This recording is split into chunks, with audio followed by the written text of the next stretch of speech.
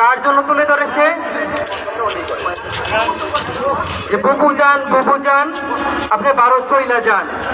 বাংলাদেশের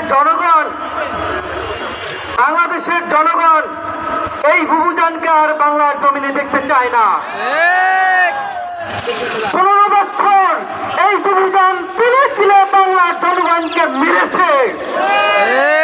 বাংলার জনগণ সব হারিয়েছে। আমরা আর এই জন্মভূমি হারাতে চাই না। এই নরপশু জানোয়ার স্বৈরাচারী শেখ হাসিনা, তোমার গায়ে রক্তবিন্দু থাকতে তুমি সাবধান হয়ে যাও।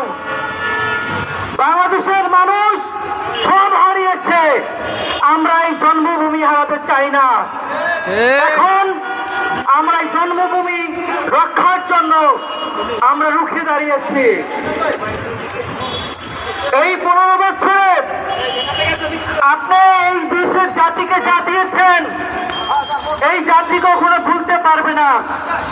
এই জাতি হাতে কলম নিয়ে ইতিহাসের পাতায় কালো অধ্যায় হিসেবে ফিরআউন শাসনের মতো হাসিনা শাসন লিখে রাখবে। এই হাসিনা শাসন পৃথিবীর ইতিহাস থেকে কখনো মুছে ফেলা যাবে না। হাসিনা একটা স্বৈরাচারী শাসন, এই স্বৈরাচারী শাসন একটা ইতিহাস হয়ে থাকবে।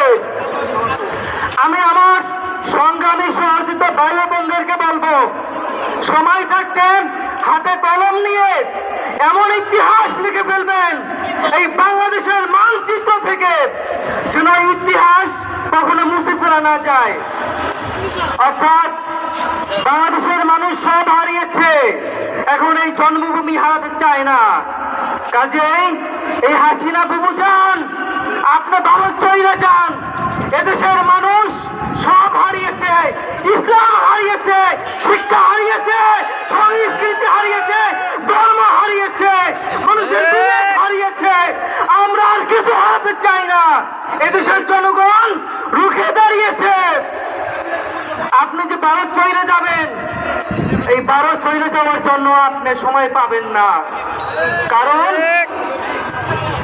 আমাদের দেশের জনগণ ভারত অলরেডি প্রস্তুতি নিচ্ছে। এই হাসিনা যখন বাংলাদেশের বর্ডার পালাবার চেষ্টা করবে, তখন বাঁশের লাঠি দিয়ে মেরে মেরে ধ্বংস করে ফেলা হবে। কাজেই বাংলাদেশের জনগণ সব হারিয়েছে, এখন আমরা এই জন্মভূমি হারাতে চাই না। কাজেই বিশ্ব মানবতা, আজকে দেখো আমরা শিকলবন্দি হয়ে বাংলাদেশ আটকা পড়েছি।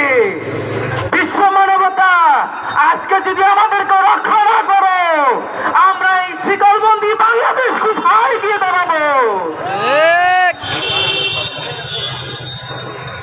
ধন্যবাদ।